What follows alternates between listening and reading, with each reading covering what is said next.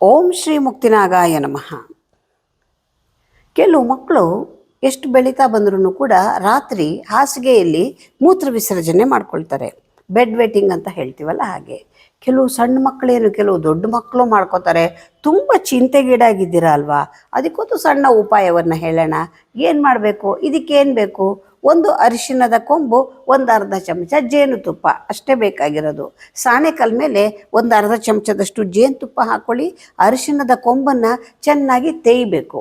ಒಂದು ಗಂಧ ಚೆನ್ನಾಗಿ ಬರಬೇಕು. ಒಂದು ಅರಿಶಿಣದ ಕೊಂಬಲ್ಲಿ ಒಂದು ಕಾಲು ಭಾಗದಷ್ಟು ನೀವು ತೆಯ್ಕೋಬೇಕು.